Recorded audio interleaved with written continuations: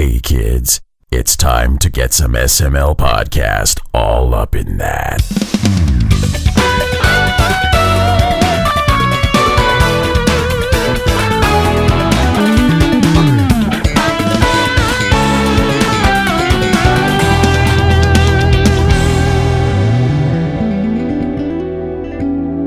What's up, everyone? This is the SML Podcast. I'm your host, Joe. Joining me somewhat, a very sick and diseased Cole Martin. Cole, how are you doing?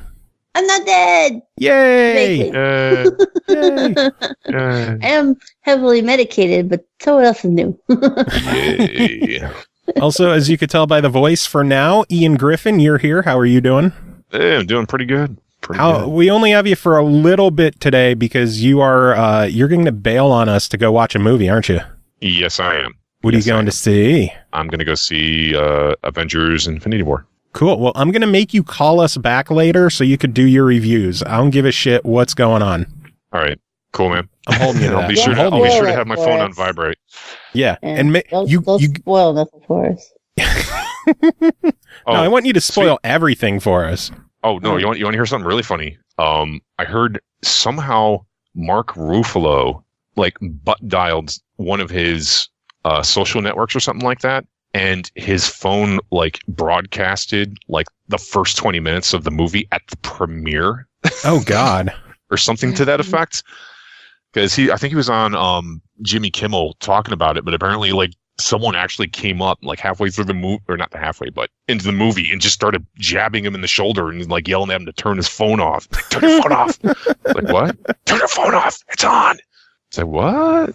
And practically crapped the brick when he pulled it out. It was blowing up with his Twitter feed and all that stuff, and Instagram and everything like that. That is fantastic. But since we only have you for a little bit, let's dive right into the news because there's a shitload of news this week. Let's kick this pig. We're going to start things off. Games with Gold and PlayStation Plus were both announced for May, and Xbox One is knocking it out of the park again. Literally, as the entire month of May, Super Mega Baseball 2 is launching directly into Games with Gold. So, yeah, out of the park for real, because baseball! Yay. I'm excited. I love the original. The first one. Oh, it is so I know good. a lot of people liked it, but and we wasn't it was Games with Gold and we have it. Well, then you should play it. See, I don't do sports balls. This is fun sports balls though. This isn't normal sport. This, believe it or not, Super Mega Baseball is what first introduced me to Shiz. Really? Yeah, because I was just I was looking for some streams. I saw that was a new game and I looked for the streams in the store and he was one of them, and I just joined it, and he would just start beaning people, and I was cheering him on to bean people every time someone followed or every time someone new said hi or something like that. And he would call it the Joe Cam special. To just bean a batter in the head. And that's how I was introduced to Shiz. Wow. Yeah, years later, I still fucking watch him. So, May 16th through June 15th is going to be Metal Gear Solid 5, The Phantom Pain. They are not fucking around. And then I've never actually even played Metal Gear, but I've always watched my husband play them because I'm just meh. But I'm excited because I want to know what the fuck happens in this one. Yeah, I like the fact that it was part of Game Pass and then they removed it and now it's just Games with Gold. Yeah, it's here, you just get it free. Here, just keep it forever, I guess. And then Xbox 360, first half of the month, May 1st through the 15th, Sega Vintage Collection, Streets of Rage. Not bad. It's a collection of 3 fun games. Hit or miss for some people. And then the 16th through the 31st, fucking Vanquish, which I am thrilled about. It's one of the few backward compatible games I don't own. What is this? I know. I was actually looking at buying it. I keep checking for it to be on sale, and then I saw it's going to be free. I'm like, fuck it, I don't need to buy it now. Wasn't there one for April you didn't have to? Possibly. Oh, Cars 2. Yeah, see, that's 2 months in a row. 2 in a row. You've nailed 2 freebies, yeah. And actually, with May, 3 games, because I don't own Metal Gear Digital. No one has Super Mega Baseball yet. And Vanquish. It's rare when I get 3 of 4 in Games with Gold. It really is. And then PlayStation Plus also has a fairly okay month. PS3 has the game Eat Them, which I've honestly never heard of. I don't know what the fuck it is. And then Risen 3 Titan Lords, which I enjoyed on 360. I know they re-released it on PS4. I'm kind of bummed they never did it on Xbox One, but maybe we'll eventually get it backward compatible. That would be really, really nice. PlayStation Vita has King Oddball, which is an awesome game, also cross-buy with PS3 and PS4, and then a puzzle game called Furmins, which I, again, know pretty much nothing about. And then PS4 has Rayman Legends, which is solid, but it seems like that's been given free everywhere anymore. Yeah. And then Beyond Two Souls, which if you're a fan of David Cage and Heavy Rain and you're looking forward to Detroit, you probably enjoy that. As someone who doesn't give a flying fuck about David Cage, I have zero interest in that game. Like Heavy Rain. He's such a pretentious dick with his games, and I don't care at all about any of them. I don't know. That's Heavy just Rain. me. I don't know. Isn't Heavy Rain that super noir drama where everything is like an obnoxious QuickTime event? Yes. Yeah. Yes.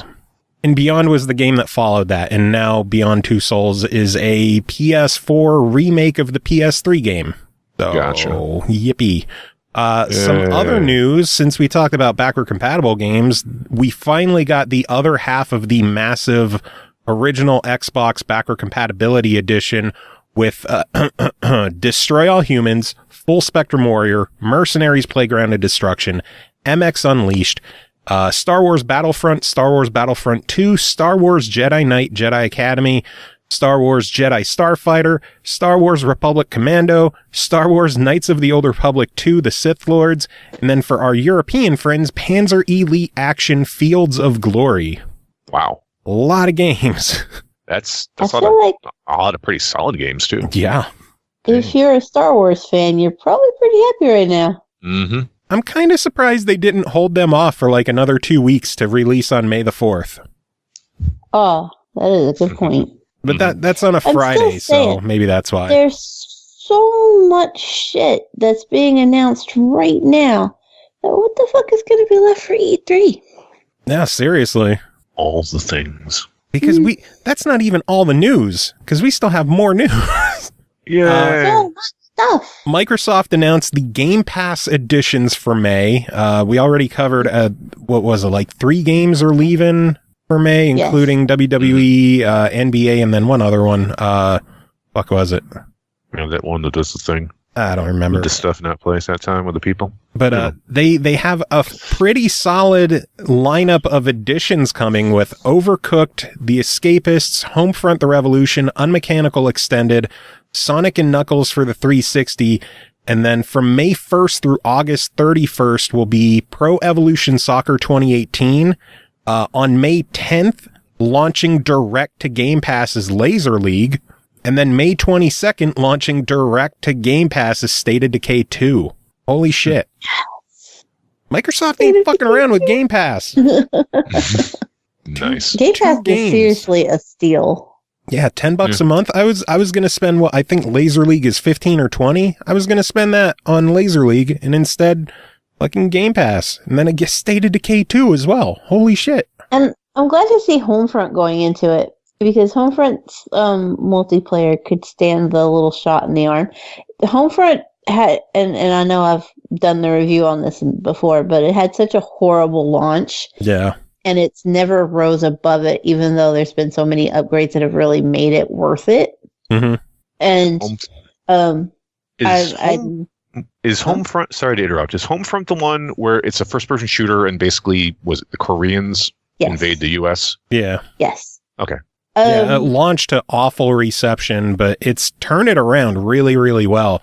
I know we covered it a couple of months ago on the show because it just got the Xbox One X update, and they asked us to take a look at the game and give it our thoughts on it, and it turned it around big time. And with how often it's on sale, now part of Game Pass, it's a no-brainer for people to play it. Yeah, I'm really looking forward to it because I'd wanted my friends when it was just announced before it come out and it had been shit all over. I was like, "You guys are getting Homefront. We're getting Homefront. We're playing Homefront." And then I rented it, and then I was like, "Don't you dare fucking buy Homefront." And so now that I've played it again and I've actually gone through it, I beat it. I even bought the DLC. And then I was like, man, now I wish some motherfuckers would play Homefront with me. But they didn't buy it. No, I'll play it with you. The whole reason you reviewed it is because I already bought it. Yeah. So I was like, well, I already own it, so I'm not going to review it. Cole, do you want to do it? Yeah. Yes. So now I'm happy because it's in Game Pass, and my friends who I have hassled to keep Game Pass, and I've been supplying Game Pass codes to. Oh, God. So they would keep playing shit with me. I'm like, I will pay for my own Game Pass as long as I can give you a code and you'll play with me too. I've been making people like suffer through Sea of Thieves with me, and it's been hilarious. Nice. Oh, Ian, you and Cole should play Sea of Thieves together. I'd play Sea of Thieves with you. I'm not good at navigate. I'm good at telling you where to go, but not getting there on my own. Well, I've done a lot of rando commandoing, so I could probably one-man a galley. Oh, good you lord. You go for it, and I'll just stand there. And I've actually, I haven't touched that game in about 2 weeks. Really? Because no one is ever on. Well, here's the thing. I could probably name about 24 people who would love to play that game with me. None of them are ever online or awake when I am in order to play it. So I either rando commando with a bunch of pub players or I don't play at all. And it's gotten to a point where I just would rather not play at all. No time for games saying my friends won't buy Sea of Thieves, so I have to get them a month of Game Pass to play with me. Yeah, that's the story of my life. And then, like, State of Decay is coming, and I'm doing the same thing. I'm, like, stalking everybody up. Like, oh, I want a Game Pass code. Do you want it? Great. Now you got to play State of Decay with me. Fuck you. I'm trapping people. Well, Ian, if you weren't going to the movies, I'd say the three of us should play tonight, but, yeah. Apparently you have some kind of offline life. That's bullshit. Yeah, that's what the fuck, man. How could you? How could you? I could very easily. Some good news for PlayStation fans as well. Capcom and Sega are teaming up for a special PlayStation-themed Humble Bundle, and it's a hell of an offer. The Pay Anything tier includes Dead Rising on PS4, Dust Force and Super Monkey Ball on the Vita, and then Crazy Taxi on the PS3. If you beat the average, which last I saw was like $12, something like that, which is pretty high for a beat the average when it comes to a Humble Bundle. But you beat the average, and on PS3 you get Sonic Generations and Binary Domain. Then on the PS4 you get Resident Evil HD, Resident Evil Code Veronica X, the PS2 classic, Mega Man Legacy Collection, and Alien Isolation for $12. Wow. Plus, you get coupons for 40% off Resident Evil 7 Gold Edition and Valkyria Revolution, and then 50% off Dead Rising 4 and Yakuza 0. And that's not all, because the $15 top tier, again, the top tier is 15 and the average is like 12. That's how many people are going with the $15 tier. Pay the $15 on PS4. You also get Dead Rising 2 and Valkyria Chronicles Remastered. Holy shit. $15 for all those games. That's pretty impressive. It makes me really, really wish Microsoft would do some kind of Humble Bundle. Microsoft do a Humble Bundle? I wish. Microsoft, because fuck you. For real, though, I think it would be smart for Microsoft to get involved with it. This is like the third PlayStation one. No, I mean, it would, but Microsoft. I don't know, you can't really say that anymore based on like Game Pass, and they've been doing a lot of stuff for actual gamers with pushing for crossplay. Games with Gold has been getting really good, the backward compatibility stuff. So it's not just lol Microsoft anymore. And on your side of the coin, I guess not, but on mine, yes, it is. I don't know. I still think it's for PlayStation fans. That's an insane deal to get in. Yeah. Oh, definitely. Speaking of Microsoft, back to them, there's a new partnership going on between Discord and Microsoft where you can link your Discord and Xbox accounts together for reasons, I'm sure. I'm not sure what the whole end goal of this stuff is going to be. Maybe it'll lead to an official Discord app on the console. Who knows? Cole, you had thoughts on this, didn't you? I do think it'll probably lead to a Discord app on Xbox, and we'll probably see that around E3. Yeah, I'm honestly surprised. Yeah, I'm honestly surprised when the big heavy hitters hasn't tried to buy them out yet. I'm sure it's a matter of time. Yeah. That's what people. Maybe all those rumors about Microsoft buying Steam and all that other shit. Maybe they're really just buying out Discord. I don't know if they'd have a reason to buy Discord though. They have Skype already.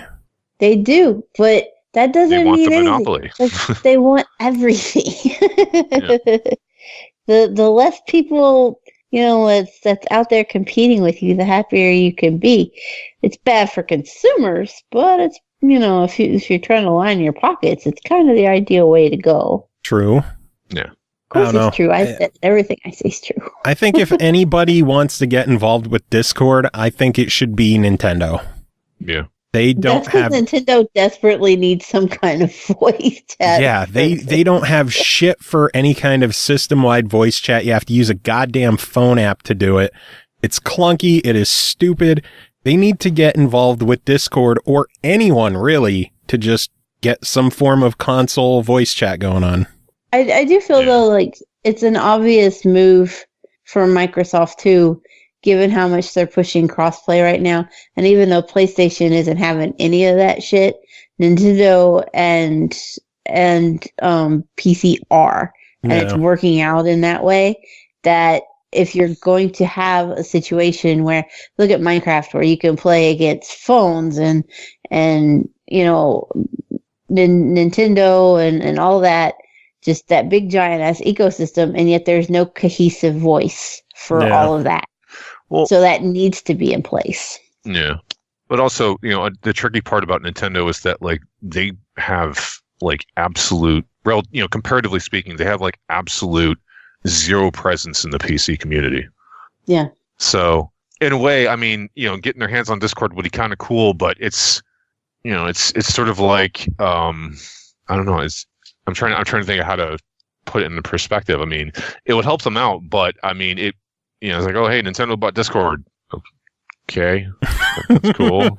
Why? Why would anyone that already uses Discord give a shit?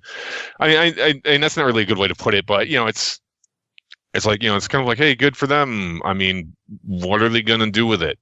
See, I don't think Nintendo would buy them. I just think they need a partnership with them. Yeah, I do see that, being like, a possibility, especially with Xbox opening that door and saying, hey, look, we have our own online presence, but... Yeah. I don't see Nintendo at all investing into other technology companies that are not strictly video game related. Yeah. And that's pretty much the bulk of it. Yeah. You can't really say it's their downfall because Nintendo has the nostalgia factor for them, and that kind of seems to be what keeps them afloat. Yeah. Oh my God, Mario! Like if we were on Halo 74 at this point, we'd be like, God, what's wrong with you? We're coming up on 6, and people are already pissed off. So oh my God, it's Halo and Gears. They also have the 2 Halo Wars, plus they have the Halo Spartan Legacy and Spartan Assault, whatever those 2 are. So I'm waiting for Halo Kart. Yeah. That's what I want to see. That's why they put the Halo Kart in Rocket cute little League adorable chibi warthogs. Oh my God, that would be so good. And then the little chibi, what the hell are they called? The little hover things that the Covenant used to ride around on. I can't even think about it. Yeah. But you know what I'm talking about. The little hammerhead looking things.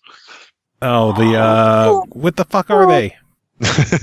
They're shit.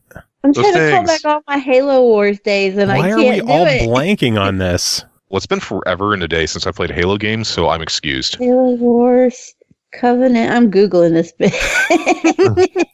It's not the Banshee, is it? Is it the Banshee? It might be. I thought the Banshee was the actual flying one. Yeah, the Banshees are the you're just talking about the tiny little Yeah, pea The shooter little one. scout vehicles. yeah, it's the little hammerhead shaped hover thing that they scoot around on. I thought you were talking about the Banshee. The Ghost? Is it Ghosts? No. I don't know. Halo. Yeah, it's a ghost. I think. Covenant vehicles.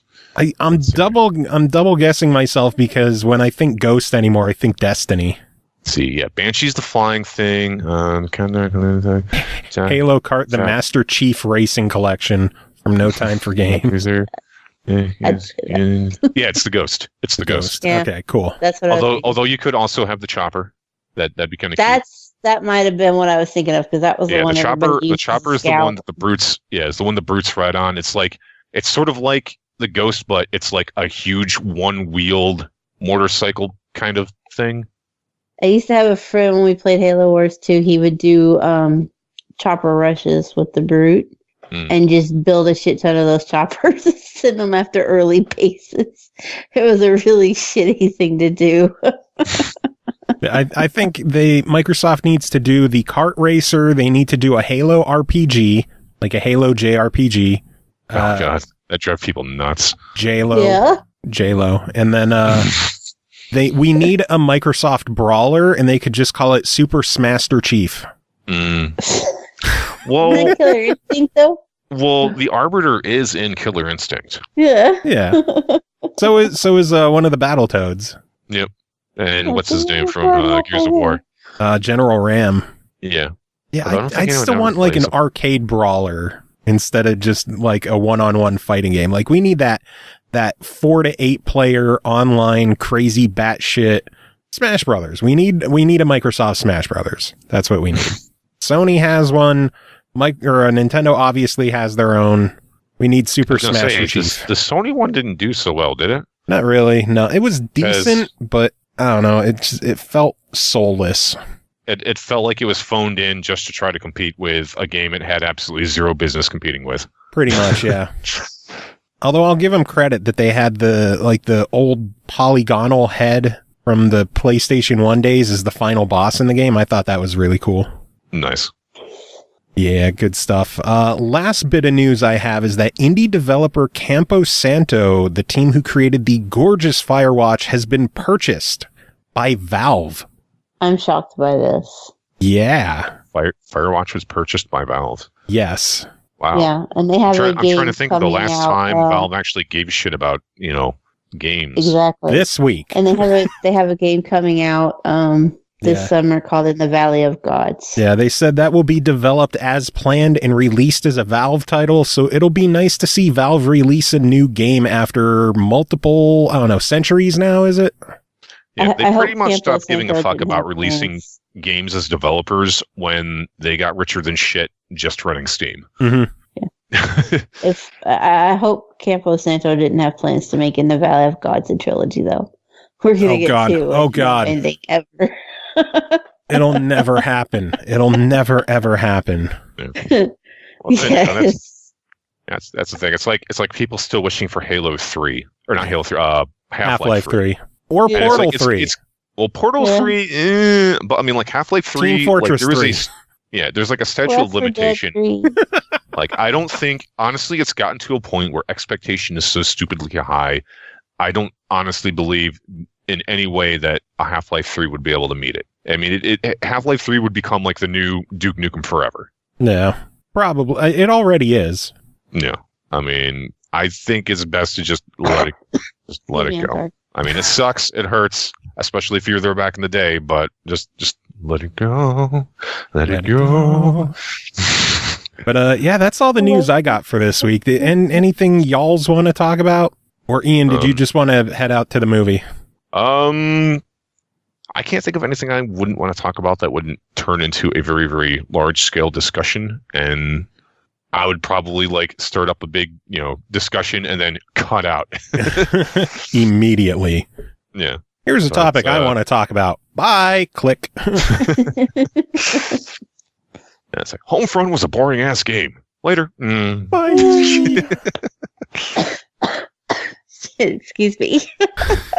You have been excused. Look what you did to me. Cole, any news you want to talk about? No, I had news and we talked about it, and now I don't have news. Cool. Well, I guess we'll take a quick music break and come back with the review. Sound good? Sounds good. Sure. Cool. Ian, do you have any final words before we go to the song? Incoming spoilers.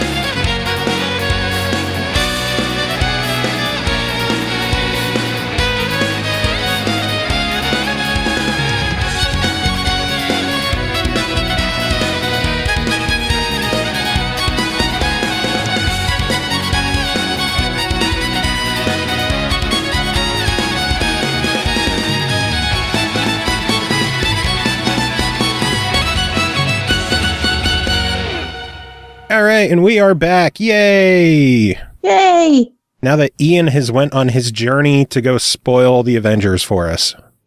Have fun with the spoils. Can you spoil something that somebody doesn't plan to watch at all anyway? Like, are you technically spoiled then if everybody tells you what happened? No, I guess not. Or even better, are they spoilers if they're fake? Yes. Everything's fake these days. So fake spoilers. Fake spoilers. All right, well, we do have some games to talk about tonight. We're going to kick things off with the game Korgan, developed and published by Codestalkers, released April 27th on Xbox One as a free-to-play prologue with the first chapter available as DLC for $19.99. Korgan is an episodic dungeon crawler game. While playing the story mode, you can switch your characters in real time to face different kinds of enemies or obstacles. Combine their abilities, freeze an enemy with the mage, and then switch your character to the warrior and finish him with brute force, or perhaps shoot from a safe distance with the hunter. Each characters have their own abilities, strengths, and weaknesses. Cole, tell us briefly about this one. Briefly. Well, it is a dungeon crawler. It has a bit of an isometric view as far as gameplay goes, and the art style isn't really anything to write home about. It's okay, but it's not like shockingly good or anything like that. The UI is kind of ugly though. Clunky. Yeah. I think the one word I keep coming back to with this game is just clunky. Yeah, because that's basically it. And it's kind of a shame because you really you want to like a game that starts off with being free. Like that's your first, check at the gate. You're just like, yeah, I'm on board for this. And then when you load it up and everything is just kind of cheap and clunky, you're like, well, shit. At least it was free for this part. Yeah. I mean, I don't want to be too negative on the game. I did enjoy my time with it to an extent, but like I said, just clunky is the word that I keep coming back to. It seems everything I do in the game, every time I start enjoying what I'm doing, something happens to just sour the experience, whether it's enemies taking off way too much of your health, the fact that they will knock the shit, like a lot of them can just one hit you, period, and you're done, and that's that. Oh yeah. And there are health potions, but if you're being one hit, that doesn't matter. Health potions, to me, like I stopped using health potions in the game. They are ridiculously expensive to buy. They're like, 1,000 gold to buy a health potion, and enemies drop like 13 to like 50. And this is my biggest complaint to it, and I'll go ahead and dip over, since we're talking about the gold aspect, I'll dip over and talk about the multiplayer real quick. When you complete a mission, you get a reward of coins, and it's a paltry amount. It's like 250 for a mission. And I actually did the math. In order to buy the cheapest item in the store, you would have to run 12 missions successfully, because if you fail the mission, you don't get any reward. You get nothing. So good luck to you. Yeah. Because it's going to take a lot to get just 12 missions. And that's one item, the cheapest item available for one character, which your other characters can't fucking use. So if you want something for all three of the characters, good fucking luck. And then if you want the expensive items, those are what, like 8,000 gold? 32 successful runs. That's not including your fuck ups. And that's insinuating that you don't use any of the money you earn for health potions or spells or armor or anything else. That's just straight saving up from success to buy an item. And again, the hardest part is actually beating missions, because the game is just really, really tough. And a lot of it seems just straight up unfair with how difficult it is, where enemies just beat the shit out of you. One of my gripes is that the hunter, who I really enjoyed using, every time that she shoots her crossbow or her bow, it uses up stamina. And, you know, that makes sense. You have stamina that you got to use in games. You use it all up. You have to wait for it to refill. The regen rate on her stamina is awful, is the best way I could put it. It was what, like 20 seconds for it to completely fill up when we were playing? Yeah, and I was using the mage at the same time. Yeah. And my VOR filled up 3 times compared to your once. Yeah, it was unbelievably slow. Which isn't awful after you like fully level up the hunter. Her stamina refills a little bit quicker, not as quick as I would like, but noticeably quicker. That doesn't help when you have no levels online. We noticed when we were playing, we were both level 1, no matter where we were. Like, for example, the prologue has 3 different areas that you go through. One is like a dungeon, and then you go through like a courtyard-ish area, and then a forest area. And they started us in the 3rd area, the forest, at level 1. And we got our shit wrecked. And no amount of progress, the XP bar at the bottom did not move at all, even when we were going through it successfully. It was just like, nope, sorry, you're SOL. You're not going anywhere. I don't know if you have to fully complete a mission to gain experience online, but we did what, like 3 or 4 different online missions we tried, and every single one we died on. And it was random each time. So like if there's one mission that you're particularly good at, you can't just grind that one. Yeah. You could choose between the prologue or the first chapter, and then it just gives you a random area with random stuff to do. Yeah. And it doesn't matter what level you want to be at or what skills you wish you had, you're going to be at level 1, and it's going to be brutal, and you're going to get your ass kicked, and you're probably not going to level up or get money or get new equipment. I remember you asked me if there were microtransactions in the game, because it felt like that was the only way to actually afford any of the weapons, and there's not. And this may be one of the only times where I'm like, could there be? Like, I would drop $3 to get an actual good weapon to have online. I'm at the point where I don't give a fuck. I have the extra couple of bucks on my Microsoft account. I would drop $3 to have a good axe so I could actually kill an enemy in 2 or 3 hits instead of like 10. Fucking armor. Just something.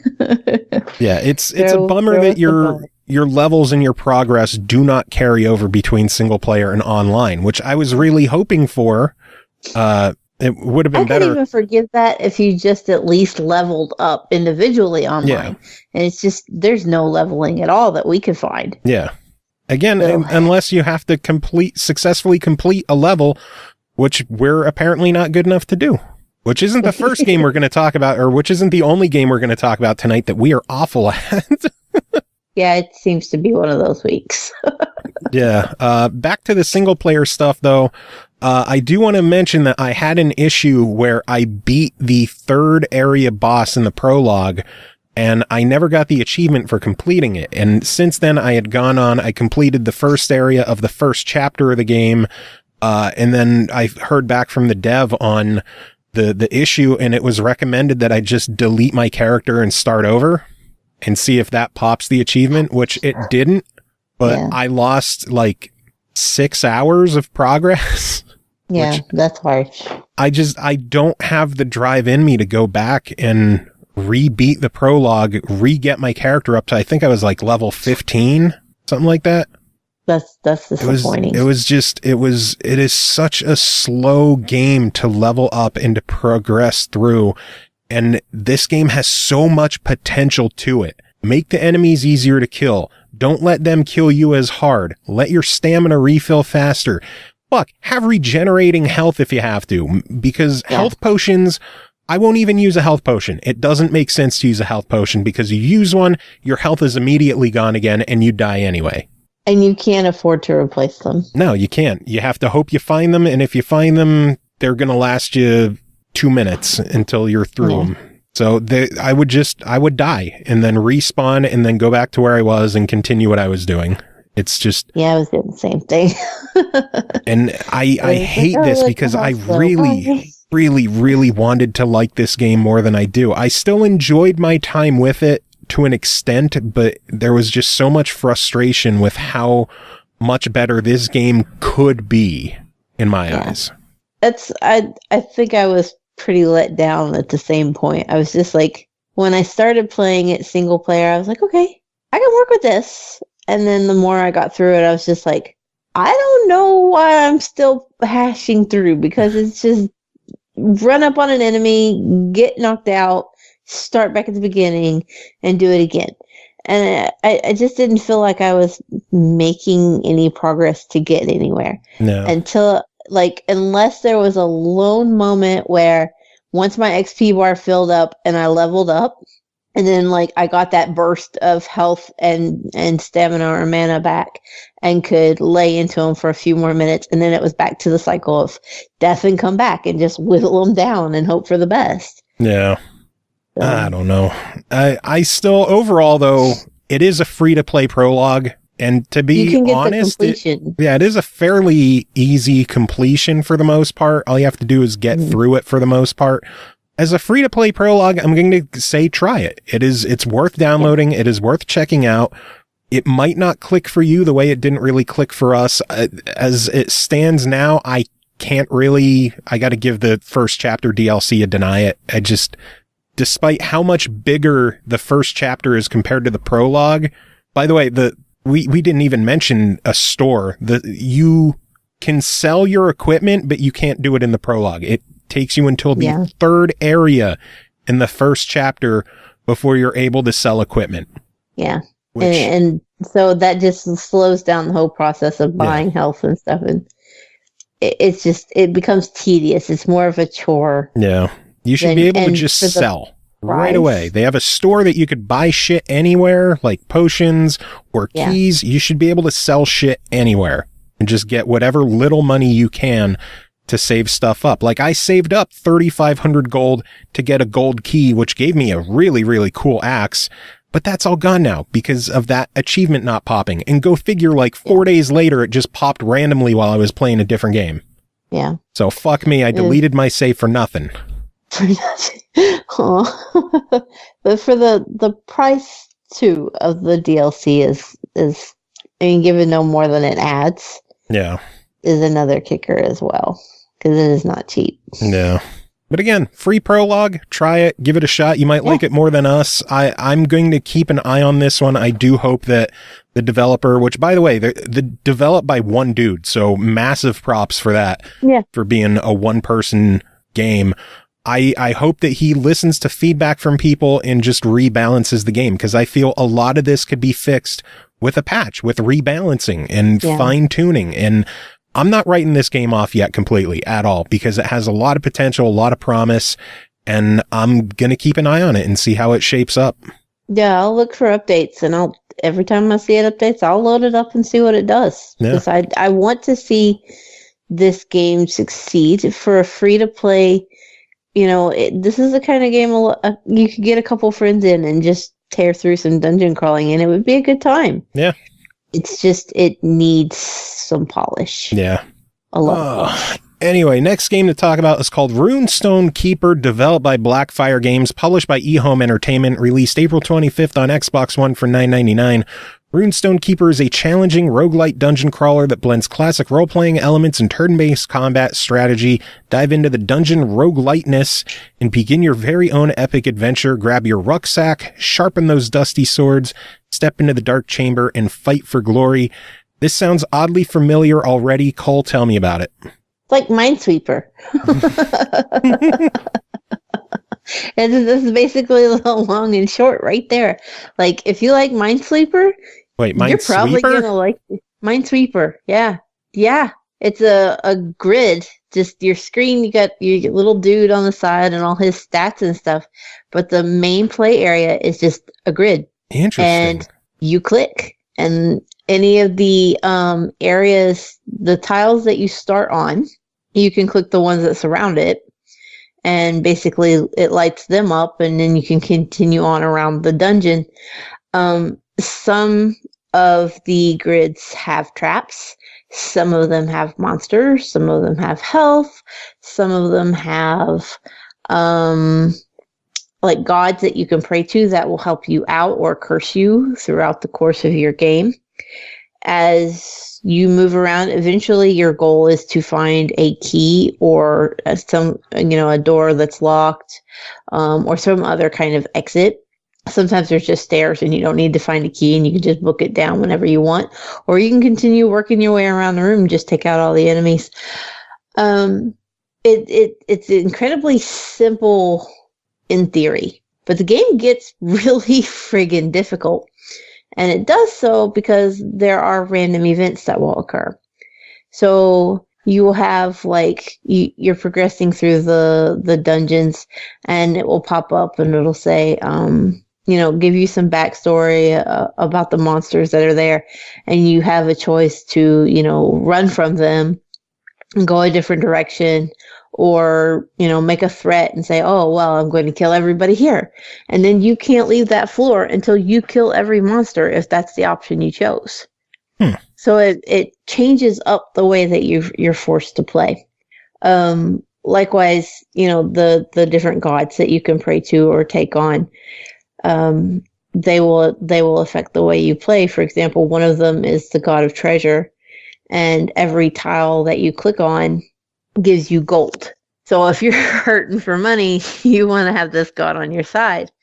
But that means that every tile you don't click on in a room, you're throwing away money. So you have to be prepared.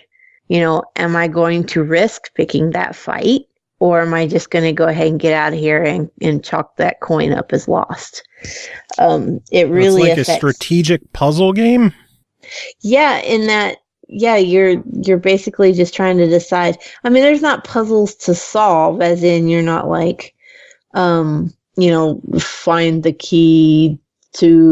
red key to open the green door or anything crazy like that. It's just click on the tile and take what comes your way, or don't. Yeah, well, you said Minesweeper, so I consider Minesweeper a puzzle game like Tetris or really? Puyo. I guess the one you're talking about is like an adventure puzzle game. An adventure game with puzzles. The one that's what you're describing of like collecting keys and stuff. Yeah. Yeah, I mean, I call that an adventure game. I think of adventure games as like you actually get to move your character around. Whereas I call those action adventure games. This is literally just a square grid, and you have a cursor that is a hand, and you click on the tile. Yeah, puzzle game. Yeah, so it's I just feel like with puzzles that you're trying to like find items and shit. Which, I mean, like I said, there are the keys, but they're not an every floor thing. And sometimes you're only looking for a key for like to try to open a secret door or something. Yeah. There are different perks and abilities. You can find items. Like there's an item that will show you which monster on the floor has the key. Or you can use items that will stop monsters from attacking you in between turns. So if you, to describe the combat, if you click on a tile and it has a monster, then you can hit it, but after you hit the monster, it's going to hit you back. Now, depending on, how you've got your character set up, what kind of items you're holding, they might miss, they might take some of your damage, they might hit your shield, whatever. And then you just keep going until either you or the monster are dead. Then after that, you can continue on and click more squares. But so long as the monster is, the tile is uncovered, you can't click any of the tiles around that monster until you defeat that monster. But you can go to the other side. If you've got tiles that are lit up that you haven't clicked, you can go away from the monster on the other side and explore over there. But each time you click on a new tile, it counts as a move that you didn't attack that monster. So it's going to attack you while you're out exploring elsewhere if you're too pussy to actually go and just attack the monster. I didn't play that way. I didn't take that kind of strategic approach. I was just like, oh, I uncovered a monster. Whack, whack. Okay, I'm going. So this does sound like a very niche style game. It is, and it has the roguelite aspect too. So once you die, you're starting all over from nothing. Yeah. There is I do say roguelite because you can get some permanent upgrades that are available to you. And if you have enough coin between each game, then when you start the next game, you can offer up a little bit of your gold for exchange. Say you can buy the favor of a god to start off with, rather than having to find one as you progress. If you really want to go at it hardcore mode, there's an achievement for getting through all 20 levels without a god's help at all. Oh, God. And it's called Atheist. That's nice. I like that. It's a really hard achievement. I can only imagine. But it is an interesting, niche-y kind of game that, not everybody's going to jump on, but for what it is, it's really well done, and it's a lot of fun, even if it's a little hard. It's more than a little hard. It's a lot hard, to be honest. I think I made it, the highest I made it was 12. 2 hard ones in a row. Yeah, we're not even to the really hard one yet. Oh, I know. But so I gotta know. It's difficult but doable. I gotta know $10 on this one. What do you think? This is a buy it. It really is. I wasn't so sure on it when I first started playing it, but the more I worked at it and got the hang of it, the more I enjoyed it. Cool. Moving on, next game to talk about is called League of Evil, developed by Ravenous Games, published by Ratalaika Games. It released April 11th on PS4 and Vita for $4.99 and is a cross-buy game. League of Evil is an action game where you, as a bionic super agent, take on the mission to defeat the League of Evil. Use your acrobatic skills to punch your way through levels filled with deadly traps and defeat your enemies. The world is counting on you. This pretty much plays kind of Meat Boy-ish, where you have a whole bunch of stages you got to go through. Action platforming style, where double jumping and hopping over spikes and all this other fun stuff. And then you get to the end of the stage and knock out, or well, not knock out, but you murder the agent in the stage that you're tasked with killing, and you succeed, and then you move on to the next one. Everything is fairly quick. A lot of the stages could be completed in under 10 seconds. So it's very much a speedrun style game. And obviously games like this, you get graded on 3 stars based on your speed. There is also a collectible briefcase in every level where you usually it's somewhere out of the way, somewhere dangerous, or in a branching path where you got to make the decision of if you want to get the briefcase and lower than 3 stars, or if you just want to go speed run and get the 3 stars right away. Luckily, you're able to do those separately. So you can get a briefcase in a 1-star time if you want, replay it and get a 3-star time, and it counts as getting the briefcase and 3 stars, thankfully. overall, there really isn't too much to say about the game. There is an ungodly number of stages to the game. There's like 250, 260 stages, something crazy like that.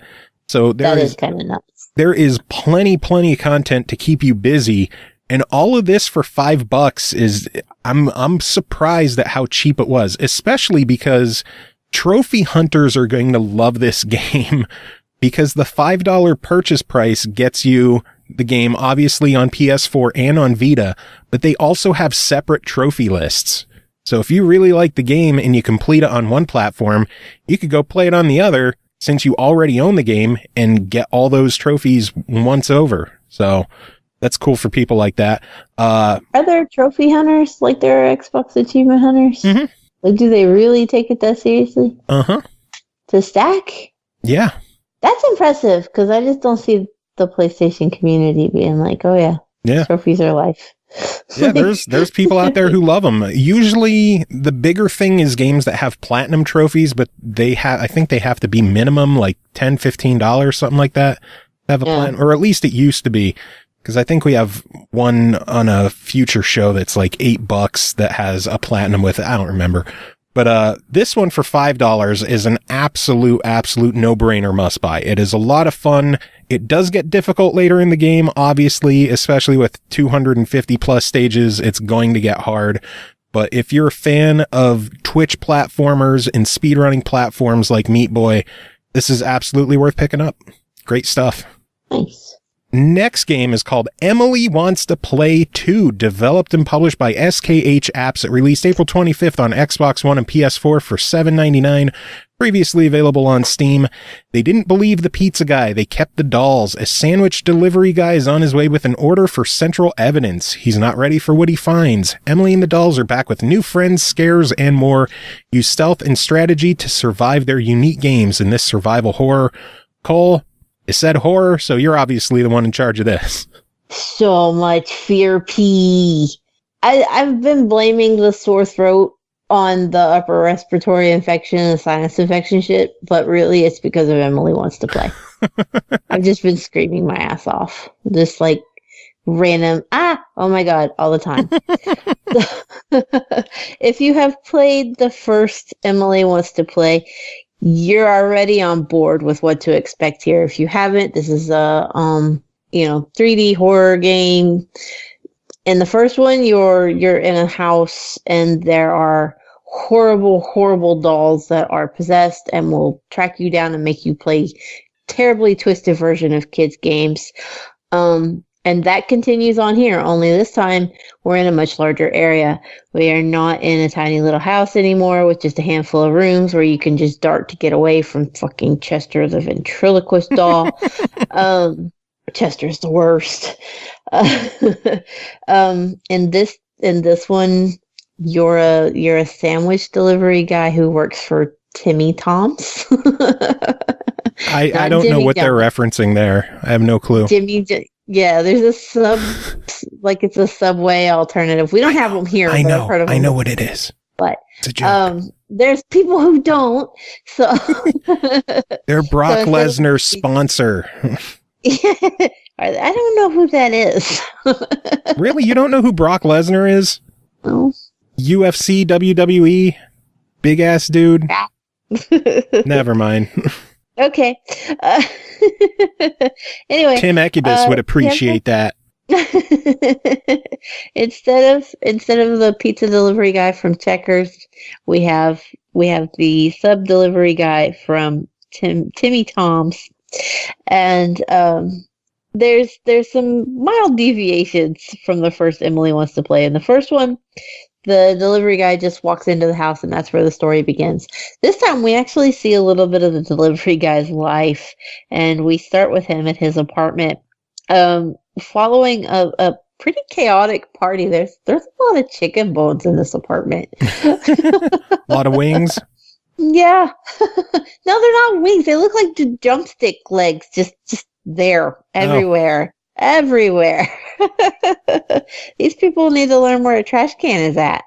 And instead of just starting off the night immediately playing the games with the dolls, we have to walk the protagonist through this odd little routine of getting ready. And he has to go to bed, and he has to get up, and he has to have a shower, and he has to wash the dishes and everything before he can leave. Except for once he goes to bed, his routine gets co-opted into a nightmare. And during this nightmare, this is actually where the game teaches us the changes that have taken place. You're still required to follow the game's rules that are set up by the dolls, but you have a new element of trying to solve puzzles and acquire key cards in order to progress. So in the first Emily Wants to Play, it was a timed thing. Each level lasted a certain amount of minutes, and as long as you didn't get fucked up by the dolls in that amount of time, you got to progress. In this one, you have to find the key cards to move time along. So yeah, you still have the events take place at a certain time, but time stands still until you move on to the proper floor of the building.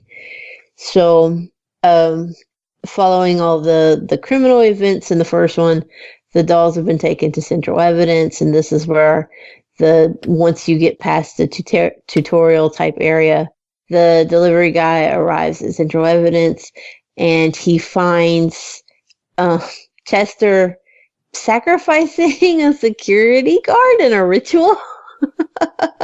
Good Lord. And shit goes downhill from there. That's the starting point. Like, if you thought that just trying to get out of the guy's apartment is terrifying, when you see Chester sacrificing a security guard in a literal seizure-inducing ritual, you're a little traumatized. But that's a and very that's just the tutorial? That's just the tutorial. That is some pretty banana toots right there.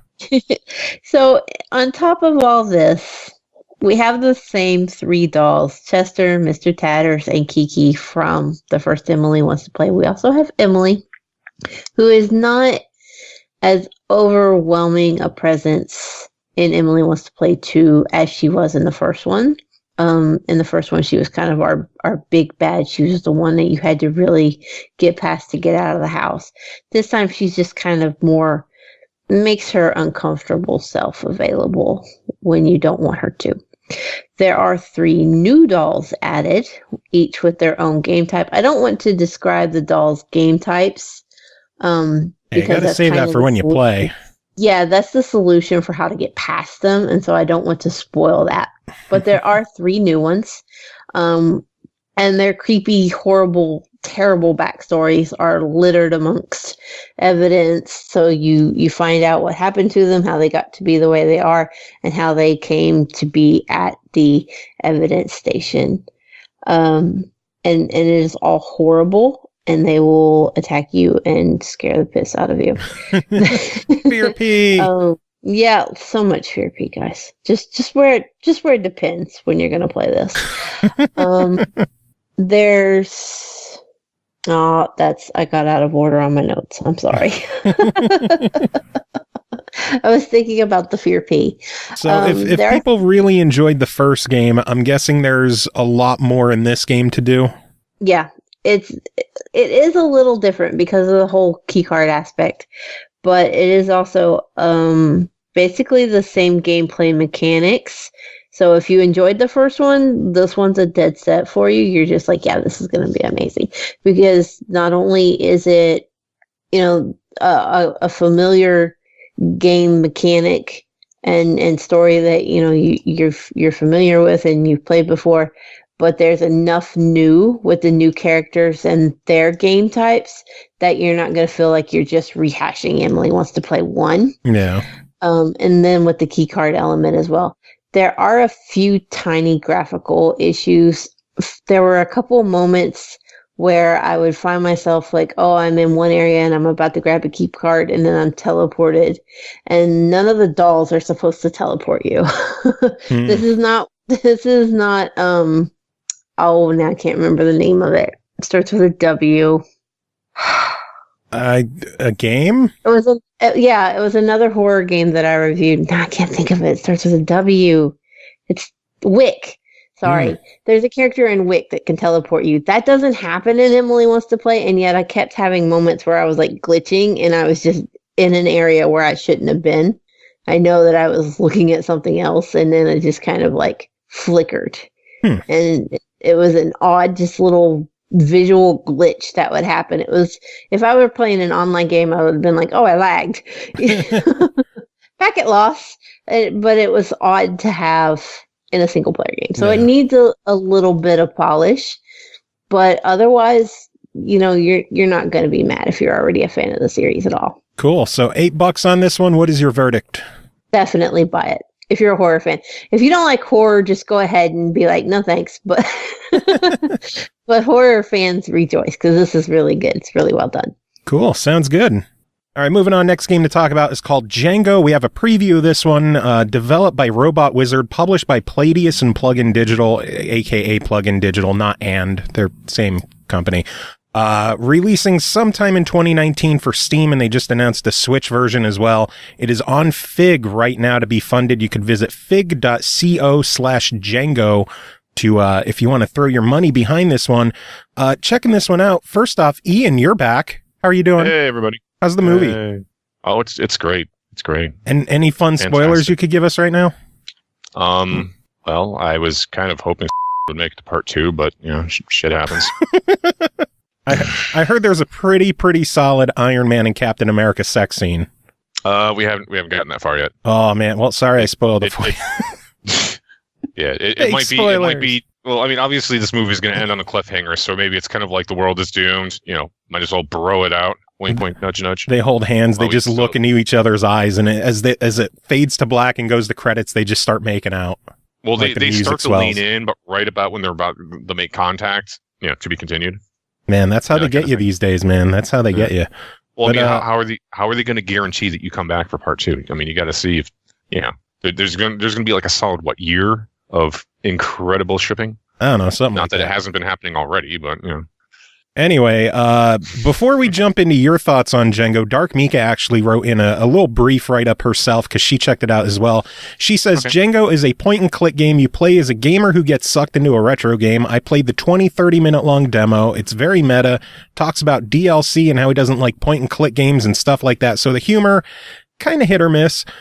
Some of you will love it because it's current day. Some of you will hate it because it's everything you've heard thousands of times before in real life or from your friends or yourself.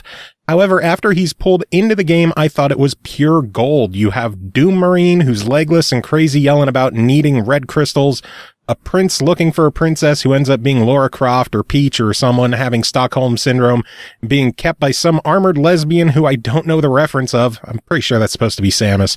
I mean, even the quest you get in the game, beating this quest ends the demo, sadly, is to clear a plant from a toilet. The toilet is just the toilet seat over a green pipe, and the plant is the same from Mario as well. Everything about this game is a reference to other games, and I love it. Currently, it's still trying to obtain funds on Fig to create the full game, and I'll let Joe talk about that because he knows that stuff, and I kind of forget a little bit. Yeah. So that's what she has to say. Ian, what did you think of Django? Well, she pretty much hit the nail on the head. I mean, basically, you play as a gamer who is just, you know, just kind of disillusioned, disenfranchised with, you know, the gaming market, as it were. And, you know, the first thing you do is you kind of go to an analog of, you know, GameStop, and you run into a couple of very metatrope type characters. Like you get the indie developer, and you talk to her about this game that she's developing, and I'm trying to think of, basically it's like a game version of like Tinder or something like that. Oh god. It was like a dating game where basically you swipe left, swipe right, and then you go have dinner with them. And he basically deconstructs how incredibly stupid and pointless that whole genre is, while she ignorantly and obliviously defends it as an actual game with actual content.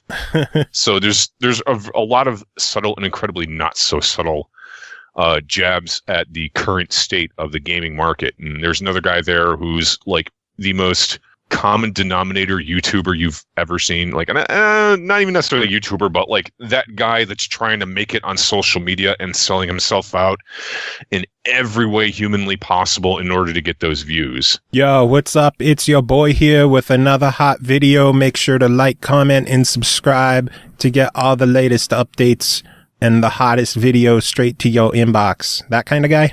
Yeah. Nice. Yeah. And even that's that's the abridged version. Then you get the game, not GameStop, excuse me, but the retail employee who goes out of his way to, give the hard sell for pre-ordering and DLC So and it's all a this. GameStop employee. Yeah, it's basically a GameStop employee. And, once again, the main character you play, Jeff, just pretty much dismantles the whole ridiculousness, because, once upon a time, people pre-ordered just so they would be able to get a physical copy of the game before it sold out. Mm-hmm. Now people pre-order to get a bunch of completely useless digital swag bells and whistles. Guilty. Yeah. I mean, obviously there's a lot more to it than that, but basically it kind of crunches down. Basically, it's meta within meta within meta. Yeah. I mean, and this guy is pretty much almost like the voice of our generation, not necessarily like back when I was gaming, we didn't have none of this freaking, pre-order bullshit and that. Goddamn kids, get off my lawn. Yeah.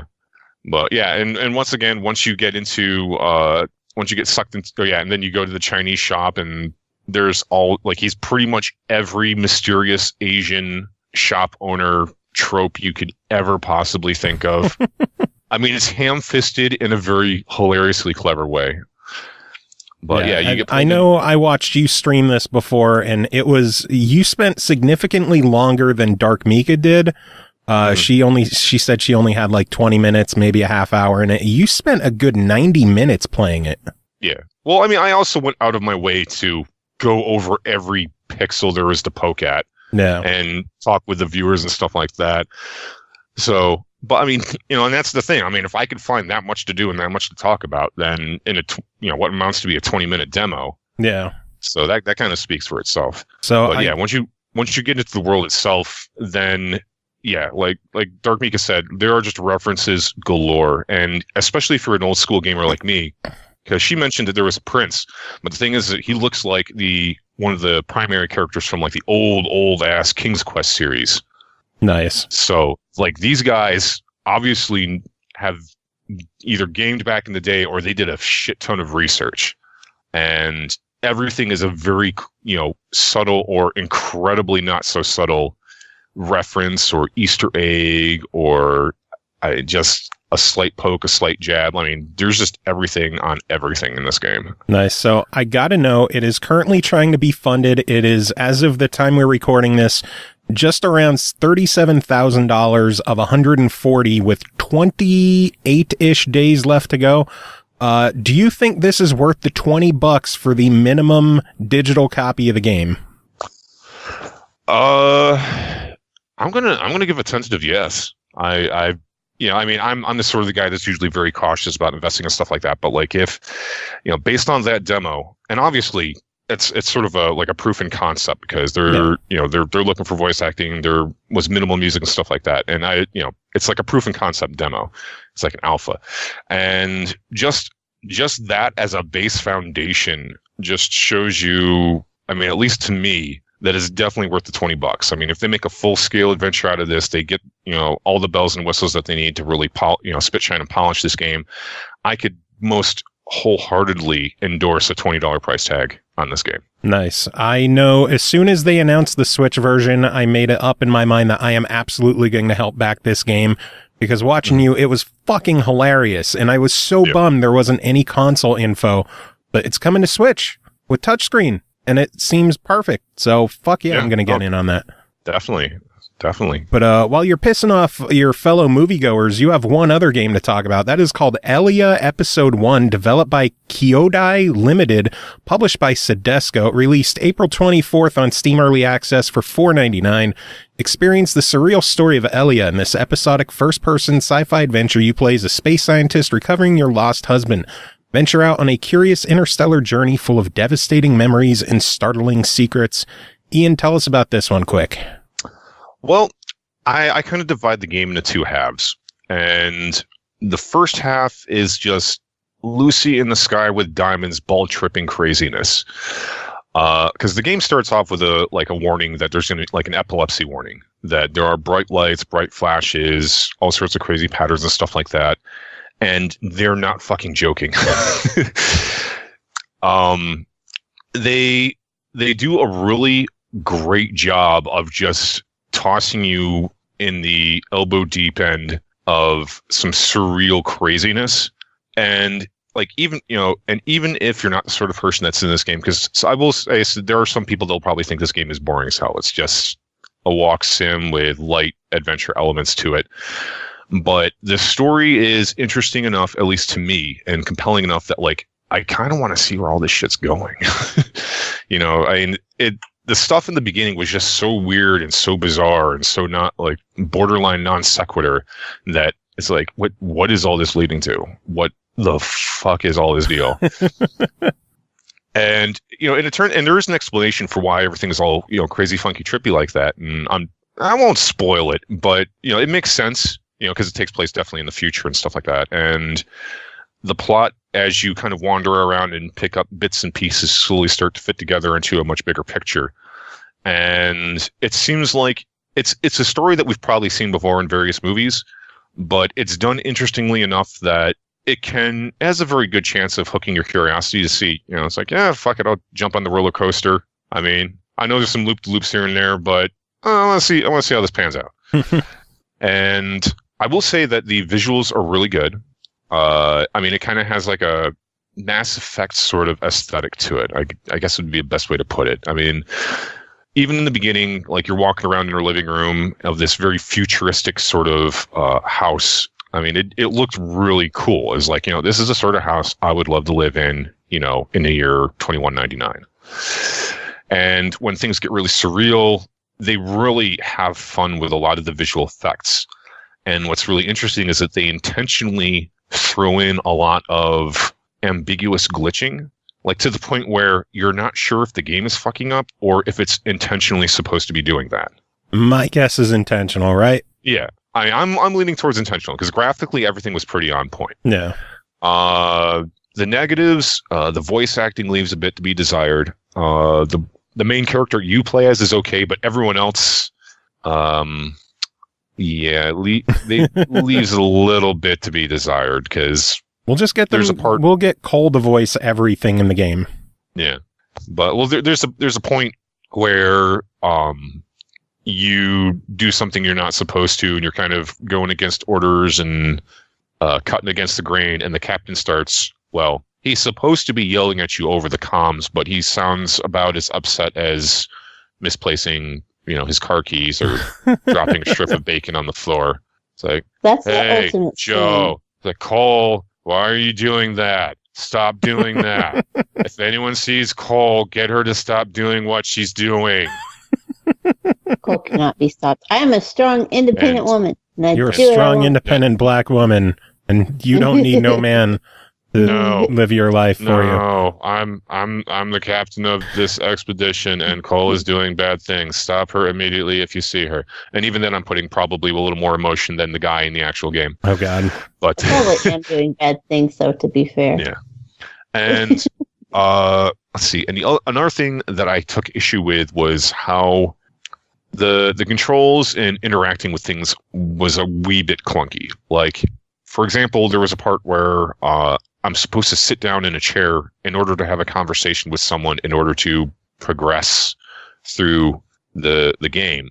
And first of all, there's really no reason to make that an actual mechanic. I don't understand why. Like for example, you can sit there in that room for like a half hour. Nothing will happen until you sit down in a lounge chair over by a window to have a conversation with the other person in the room. And even then, in order to sit down in the chair, you have to approach it from like a very, very specific angle before your cursor turns into the interaction icon. Mm-hmm. So, I literally spent 15 minutes figuring that out because every time I walked by the chair, I approached it from a different direction. And, you would think that if you click on the chair, you click on the damn chair. Yeah. But no, you have to approach it from a very specific angle in order to, and that's the way it is with a few things. Well, it is still early access, so a lot of this stuff could be smoothed out. Voice acting could always be temporary. So for being an early access game and episodic for $5, what do you think of this? I would say give it a tentative try.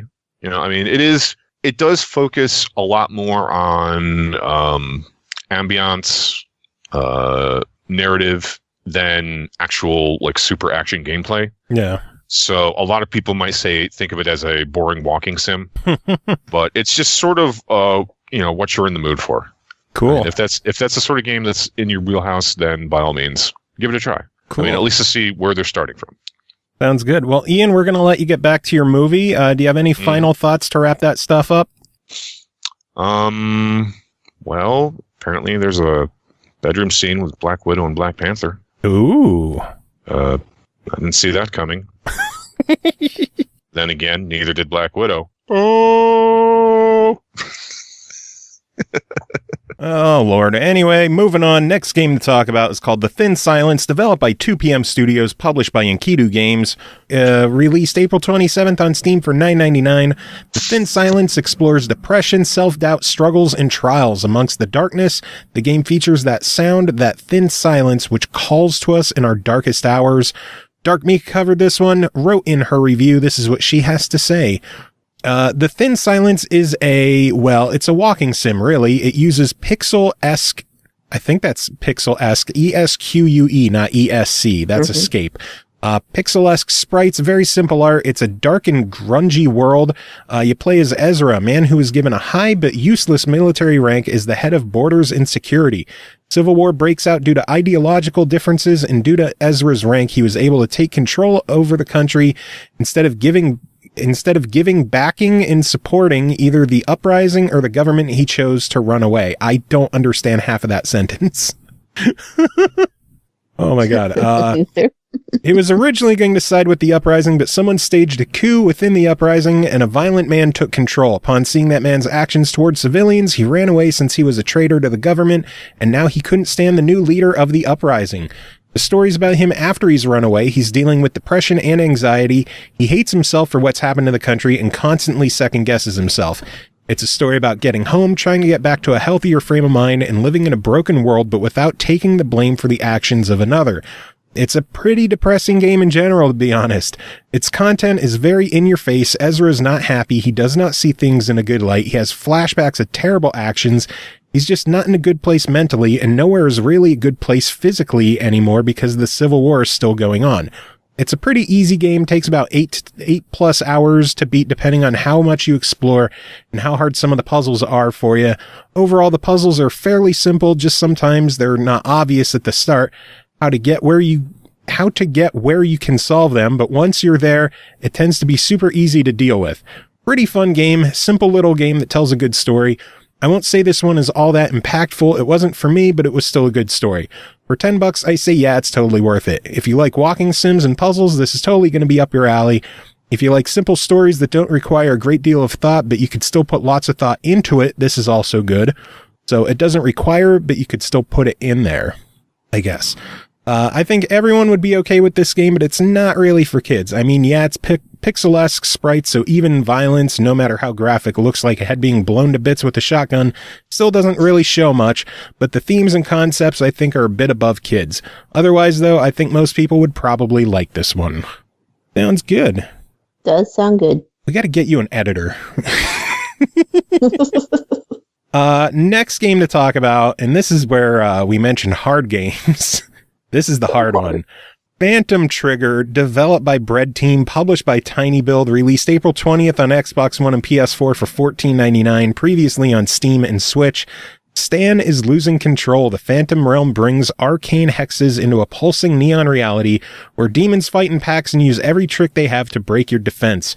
Throw spells and traps mid-combo and ride the edge of control and chaos in this fresh take on action combat. You are your own worst enemy in Phantom Trigger. I'm going to debate that the worst enemy in Phantom Trigger are the enemies because they fucking kill me all the fucking... 740,318 deaths later, I'm still in the same little square I have been in. So Cole, start off. What is this game? I feel like that description is not even close to accurate.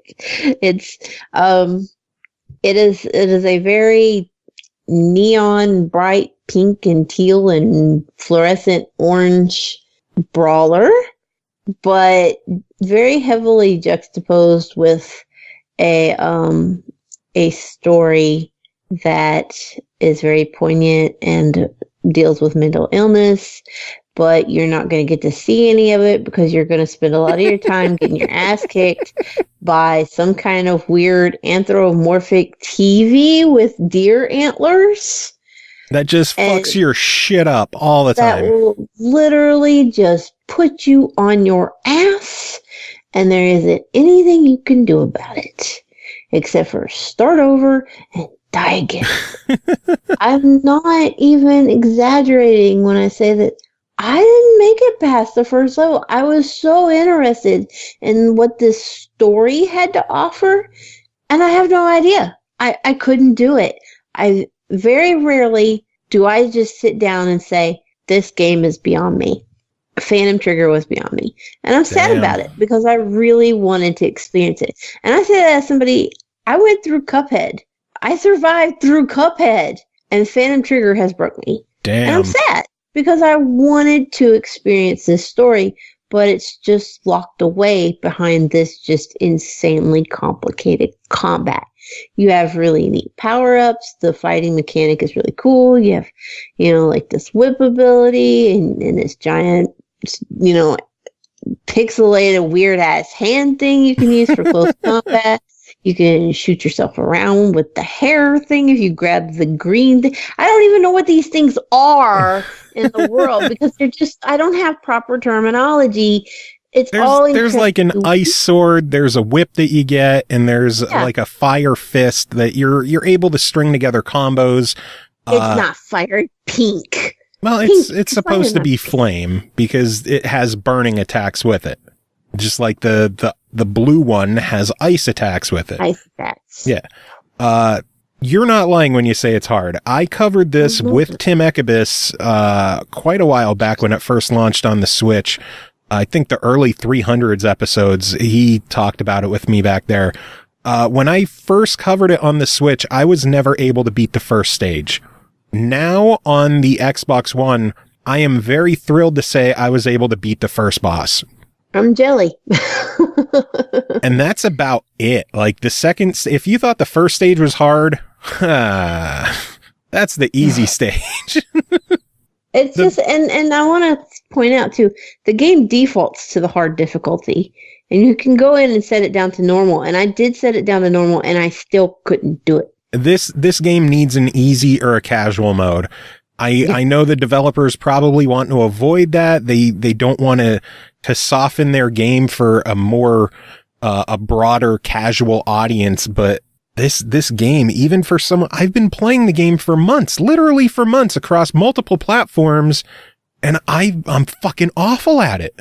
Yeah. And I'm not awful at too many games. Like, I'm not the greatest at first person shooters, but like action adventure games like this and like Swordbringer and Hyper Light Drifter and Legend of Zelda, stuff like that, I'm fairly okay. I'm fairly okay at those kinds of games. And just the battles in this game are so brutally difficult between the swarm of monsters you have to deal with, the fact that they will surround you and hit you from all angles. Many of the attacks are hard to avoid because they'll just come out of nowhere while you're in the middle of a combo. They have all these awesome combos you could do in the game, and I found myself doing an attack, backing away, doing an attack, backing away. Yeah. I couldn't make use of the awesome ass combos they have in this game because I just kept dying. There are larger zones for combat too, and yet everything seems like it quarantines you into such a small section where you're immediately overrun. Like, it will bar off the area so that you can't back up or go into a larger zone to fight. You're stuck in this tiny little corner, and just the moment, if you're not constantly dashing, you're not safe. And it's just infuriating to not be able to split the enemies up and not have to take on 7 of them at once. And that's not an exaggeration. There was a battle where I know I had minimum 6 at one time. Yeah. And some of them, even after you kill them, will leave like a trail of ooze that can damage you. Yeah. And they're going to hurt you a lot. You're going to... Yeah. They need to find some way to implement some form of easy or casual difficulty just so that people could experience what is an incredible story in the game. Because I've watched playthroughs of it because I'm bad at the game. I've watched playthroughs. I've seen the story. It's a fantastic story that is absolutely worth digesting. It's just getting through the game and dealing with the difficulty is the biggest hurdle with this, which I think is kind of a shame. Overall though, $15, if you're a fan of difficult action adventure games, I think it's absolutely worth picking up. If you're not a fan of difficult games, run. Just run. Just, say, hey, look, it's pink and orange and fluorescent green and it's pretty, but bye. What happened? I know you were supposed to cover this for XGR. What did they say about that? XGR, when I've reached out to them and I said, I'm really sorry. I know I did Cuphead for you guys, but I can't do this shit. They were incredibly understanding about it, and they said that they too had troubles with it when they were doing the recording for the preview video. And so we just opted to not do a full-fledged written review, and we just did a supportive, video instead. So I did not have to, which is a huge relief, because if anybody's read my reviews on there, they know I write like 1,000 words for a 1-hour indie game, and it would have just been a whole lot of I can't do this. A lot of crying in text form. Sad emoji. We're not even supposed to use emojis in reviews. Sad emoji. Can't do this. Can't do this. Sad emoji. Is there an exasperated emoji? If not, I'm making one. Maybe. So I'm making one. You couldn't get that far in it, but for $15, what is your verdict on Phantom Trigger? I know that there are people who have played it and have actually even gotten through some of the multiple endings. There's a market for games like this that I'm just clearly not the target for. No, and that's fine. If you're into that, go for it. You're gonna enjoy it. This game was developed by two dudes. One in Russia and one in Ukraine. That's kind of both of them hate you. Yeah, they hate you. They want you to suffer with their game, and there's people who are masochistic enough to get on with that. I'm just not that person, but if you are, then this is definitely something you're going to want to check out. If you're a fan of the ungodly difficult tiny build games, you're going to just be like, yeah, I'm down for this, and have at it. But I do wish that we would get out of this era where games are just hard for the sake of being hard, because I don't see any value to the game being as difficult as it is. It locks away a really interesting story and just blocks out people who would otherwise enjoy it. No. Oh, well, we have one final game to talk about tonight, and that is called Solo, developed and published by Team Gotham. It released April 26th on Steam for $14.99. Solo is a game about love as fuel, the force that drives us. It is a universal feeling, but each of us experiences it in a different way. Individually, it holds different meanings depending on a variety of factors such as culture, gender, sexuality, or traumas. That's why Solo will explore this theme in an introspective way to have players identify and reflect on their own experiences. One more from Dark Mika, so let's see what she has to say. Solo is a very simple, easy isometric puzzle game. I can't talk today. It's made for the player to be introspective, which is why it's easy. It's not for kids, even though they could easily beat it because they wouldn't fully get the introspective bits of it. The game deals with relationships, specifically your current or previous relationship. It goes about asking your personal questions that you're expected to answer, then gives you some puzzles so you can think on that question and answer, and some things, and it puts forth to think on. Mika, you gotta reread these sometimes. Your sentences confuse me sometimes. The game is pretty, even though it's rather basic looking. The audio for the game is pretty good. Music is nice. The noises the animals make are kind of adorable as hell. There's a giant penguin-esque shaped bird, a pig in a sweater, a tiny elephant, and a large mole that you can interact with. You can feed the prior 3 and pet all 4 of them. It's just they're to be really bloody cute. There are some other animals as well, but they're just there to have something there to look pretty. The game does its job well in respect to the introspective part of the game, as you end up thinking on the questions even if you didn't plan to. However, because this is more introspective and meant for you to understand your own emotions and the like, I'm not sure how much appeal it's going to have for the general public. I thought it was a good game, but I don't know if it's going to have a wide appeal. This feels more like a niche game. This is its only real fault. For $15, I think it's totally worth it.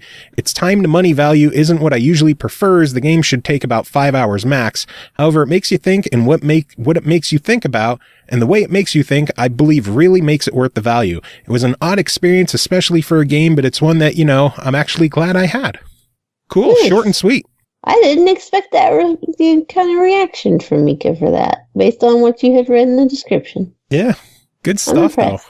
We've had a weird lineup of games tonight. Holy shit. Very much so. Very, very odd lineup of games. But that is it for this episode. Thanks again to Ian for dropping by and hanging out, and then calling during a movie and spoiling that crazy ass sex scene he was talking about. OMG. Yeah, can't wait. I'm gonna go see that eventually myself. I went to the movie the first time last week in a year and a half, something like that, because it was 420 and I had to go see Super Troopers. No. Because, Super Troopers. I've never seen Super Troopers. What? Oh Yeah, my God. It's not my kind of humor. You're dead to me. I know. Yeah, with the way that this respiratory infection is going, I'm probably dead to everybody soon. You just might be dead to everyone soon. So, just in case this is your final episode, Cole, do you have any final words to end the show? Possibly final words. I can't even say I'm too young to die because I'm old as Methuselah. So. No, you're not. I'm older than you. Oh yeah. Shit.